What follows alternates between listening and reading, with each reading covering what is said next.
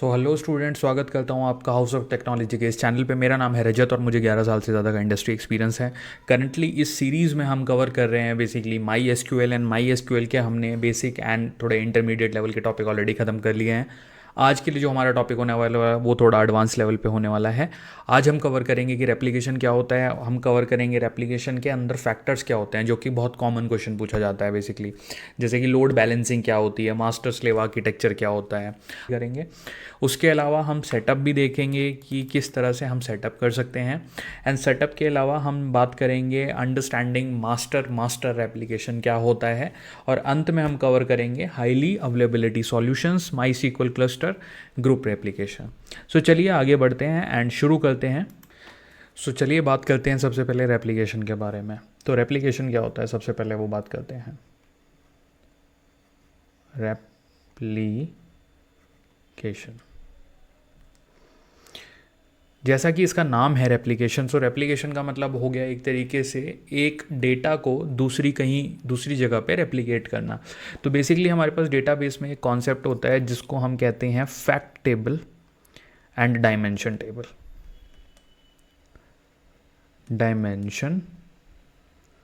Tables. ये simple concept है, इसमें कुछ भी कंफ्यूजिंग नहीं है। सबसे पहले फैक्ट टेबल क्या होती है? फैक्ट टेबल वो टेबल होती है जो कि आपकी मेन टेबल होती है। जैसे फॉर एग्जांपल कोई बैंक है, HDFC बैंक, जो उसके सारे कस्टमर का नाम, एड्रेस, उनके बैंक बैलेंसेस, वो सारी चीज़ें हैं, तो वो किसी एक मेन टेबल में रखे जा सकते हैं जिसका नाम हम ले सकते हैं कि उसका नाम होगा कस्टमर। तो हम अभी के लिए कस्ट लिख लेते हैं, वो है फैक्ट टेबल। अब उस टेबल को जो डेटाबेस है, अगर आप एक जगह पे रख दो और वो किसी दिन सर्वर स्लो हो जाए या प्रॉपरली वो रिस्पॉन्स ना करेगा तो वो तो धरा रह जाएगा। तो बेटर है कि हम उस एक फैक्ट टेबल को मल्टीपल डायमेंशन टेबल में ब्रेक करें। एंड मल्टीपल से मेरा मतलब है बहुत सारी, जो कि हम एक्चुअली में एक नंबर नहीं दे सकते यहाँ पे।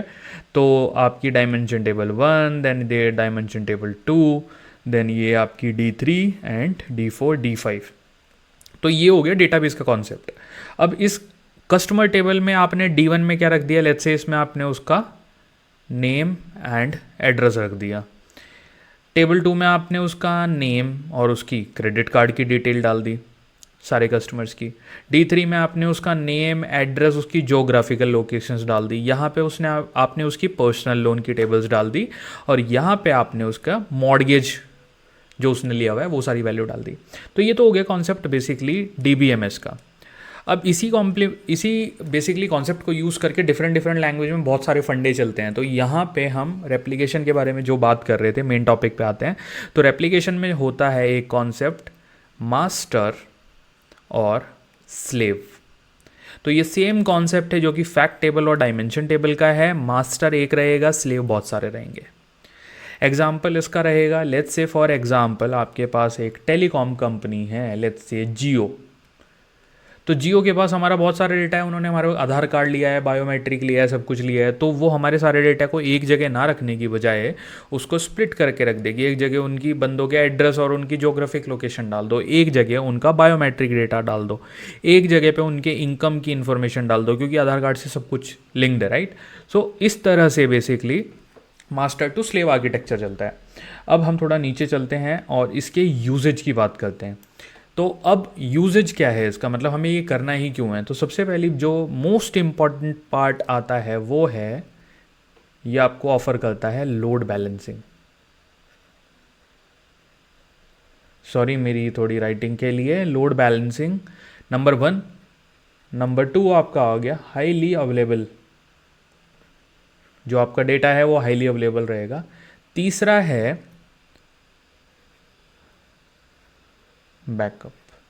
लोड बैलेंसिंग क्या होती है, जब हमारा लेट्स से एक टायर है किसी गाड़ी में और हमने सारा लगेज उस पर ऊपर डाल दिया, आप इसको एक ठेली समझिए, एक टायर की ठेली। तो बेटर हो गया कि हम उसमें 2 टायर डाल दें ताकि लोड 2 टायर पे आ जाए। सिंपली अगर हम 2 की जगह 4 टायर डाल देंगे तो नॉर्मल जो हम सड़क पे ठेली देखते हैं ये वो वाली ठेली बन जाएगी, राइट। तो ये थोड़ा लेमन लैंग्वेज एग्जांपल मैं आपको दे रहा हूँ। तो लोड बैलेंसिंग एक ऐसा ही कॉन्सेप्ट है। एक सर्वर से स्ट्रेस रिलीज करने के लिए मल्टीपल छोटे छोटे सर्वर में उसको डिस्ट्रीब्यूट कर दिया जाएगा, जिससे कि उसकी जो अवेलेबिलिटी है वो बढ़ जाएगी। क्योंकि जब आप क्वेरी डालोगे सिस्टम पे, तो एक सर्वर अगर बिजी है या नेटवर्क में इशू है तो वो आपको बहुत ज़्यादा रिफ्लेक्ट नहीं करेगा आपके आउटपुट को।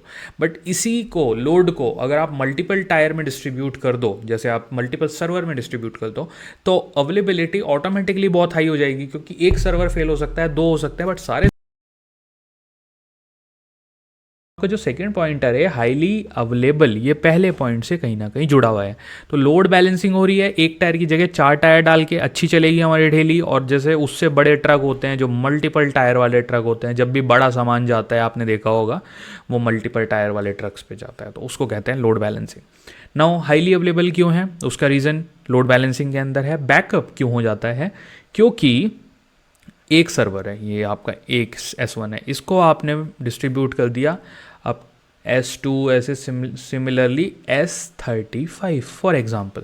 तो जो बैकअप है डेटा का वो मल्टीपल नोड्स पे चला गया, एक नोड पे डिपेंडेंसी खत्म हो गई, राइट। अब एक नोड पे डिपेंडेंसी खत्म हो गई तो ऑब्वियसली बैकअप जो डेटा का है वो बेटर हो गया, ठीक है। तो ये इसलिए हमारा जो रेप्लिकेशन का फंडा है ये इस तरह से हमारी हेल्प करता है। तो चलिए अब आगे थोड़ा चलते हैं। तो आगे बात करते हैं हमारा मास्टर रेप्लिकेशन के बारे में। तो ये थोड़ा सा कॉन्फ़िगरेशन लेवल चीज़ है, बेसिकली एडमिन लेवल है, तो इसको हम इस तरह से कवर करेंगे। सबसे पहले आप ये समझिए मास्टर रेप्लिकेशन, ये आपसे एग्जाम में पूछा जा सकता है, इंटरव्यू में भी पूछा जा सकता है कि मास्टर रेप्लिकेशन क्या होता है। रेप्लिकेशन का मतलब हमने जस्ट अभी समझा है बेसिकली कि रेप्लिकेशन किसको कहते हैं। तो रेप्लिकेशन का मतलब हो गया एक पर्टिकुलर मास्टर स्लेव आर्किटेक्चर बना के देना हमें बेसिकली, तो वो हमारा रेप्लिकेशन है। अब यहाँ पे आपने देखा है दोनों ही मास्टर हैं, ठीक है। तो दोनों ही मास्टर हैं, तो ये कैसे काम करता है। अब थोड़ा लैंग्वेज पढ़ते हैं, उसके बाद देन इसको एक्सप्लेन करता हूँ, मज़ा आएगा। Also known as bidirectional replication involve the MySQL server that both act as master and slave for each other. मतलब ये जो दोनों हैं ये एक दूसरे के लिए मास्टर का भी काम करेंगे और स्लेव का भी काम करेंगे। देख रहे हो आप टेक्निक कितनी सही यूज़ की जा रही है। This setup allows for right on both server and is used for load balancing and highly availability. बहुत ही ज़्यादा जब दो मास्टर सर्वर आ गए हैं, दोनों एक दूसरे के लिए एज अ स्लेव भी काम करने को तैयार हैं, तो आप देख सकते हो कि कितनी हाईली अवेलेबिलिटी बन जाएगी, सिस्टम बहुत ही तोड़ो हो जाएगा, ठीक है। तो अब इसका ब्रीफ एक ओवरव्यू देखते हैं। अब ये जो बेसिकली सारी राम कथा यहाँ पे नीचे हम डालने वाले हैं, तो this is more over oriented towards the configuration, ठीक है। इसको आपको समझना इस तरह से पड़ेगा कि ये कॉन्फ़िगरेशन लेवल पे चेंजेस हैं, ठीक है। इसमें कोडिंग वाला फंडा अलग आएगा, देखिए। तो इसमें सबसे पहले हम कॉन्फ़िगरेशन समझते हैं। तो each server is configured to replace to other, both server have the same ID and their configuration file. तो ये एडमिन लेवल पे काम होता है, but different value for log bid and relay bid. तो बेसिकली उनकी जो वैल्यू है वो लॉग में और रिले में अलग अलग रहेगी, बट आप देख सकते हो कि सर्वर आईडी उनकी कॉन्फ़िगरेशन फाइल ऑलमोस्ट सेम है, तो दोनों एक साथ काम करेंगे।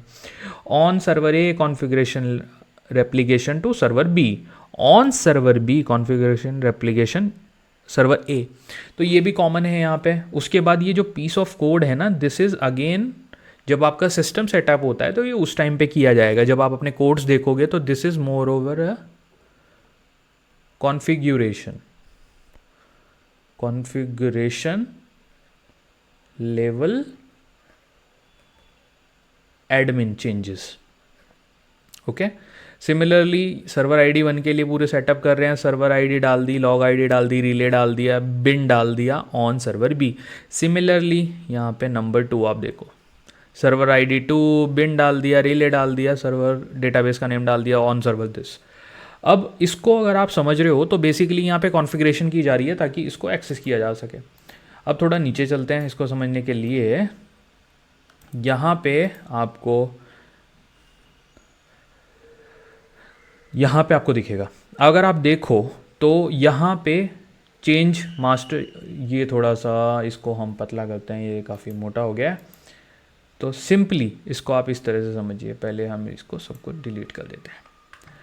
अब चलते हैं अपनी कलम की तरफ। हाँ जी, तो ये देखें आप यहाँ पे सीक्वल में यहाँ पे हम क्या कर रहे हैं, इतने पोर्शन में हम क्या कर रहे हैं, basically copy code, change master to master host, host की वैल्यू दे दी, यूज़र वैल्यू दे दी, पासवर्ड दे दिया। तो ये सब आपको एडमिन देता है। जब आप अपनी कंपनी में जाओगे, अपनी टीम में जाओगे, तो वहाँ पे आपको ये पासवर्ड्स मिलेंगे, क्योंकि ये बहुत ही कॉन्फिडेंशियल चीज़ है जो ऐसे कवर नहीं करी जा सकती। पोर्ट नंबर मिलेगा, तो ये सब एडमिन करके देगा। सिमिलरली इसके लिए डिफरेंट पोर्ट नंबर हैं, ठीक है।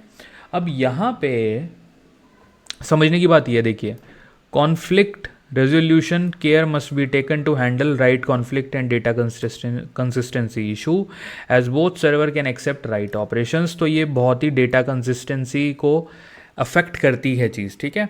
सर्वर लेवल चेंजेस होते हैं तो आपकी कंपनी जहाँ भी आप ज्वाइन करते हैं, तो ये आपको जो आपके एडमिन होते हैं वो करवा के देते हैं, ठीक है। तो ये हो गई बात बेसिकली हमारी इन सब सर्वर्स के बारे में। अब सर्वर्स से थोड़ा आगे चलते हैं एंड बात करते हैं हाईली अवेलेबल सॉल्यूशन के बारे में, मतलब यहाँ पे ये काम कैसे करेगा, ठीक है। तो थोड़ा सा इसको डिस्कस करते हैं एंड थोड़ा क्लीन करते हैं अपने बोर्ड को and then let's take a line.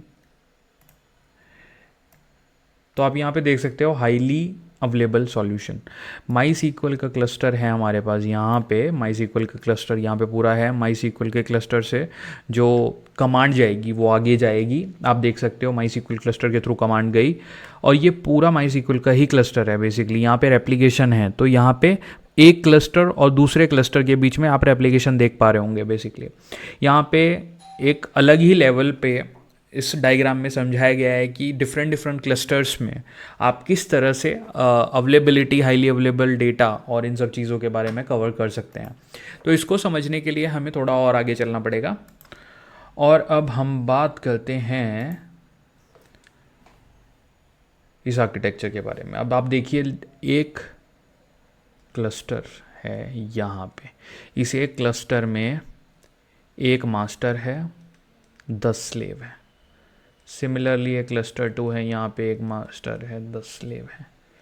एक यहाँ पे क्लस्टर 3 है, एक मास्टर। ये कनेक्टेड है, ये कनेक्टेड है, ये कनेक्टेड है, आपस में ये प्रोटोकॉल के थ्रू यहाँ पे कनेक्टेड है। तो बेसिकली इस पूरे वीडियो को यहाँ पे मैं कंक्लूड करूँगा। इसमें हमने बेसिकली कवर क्या किया है कि रेप्लिकेशन क्या होता है, रेप्लिकेशन का मेन इम्पैक्ट क्या है, मास्टर स्लेव आर्किटेक्चर किस तरह से काम करता है। तो please subscribe for my YouTube channel and share it with your friends so that I can make और अच्छे वीडियो मैं बनाऊँ और थोड़ा बेटर आउटपुट प्रोड्यूस कर सकूँ, आप सबकी हेल्प कर सकूँ। Thank you so much.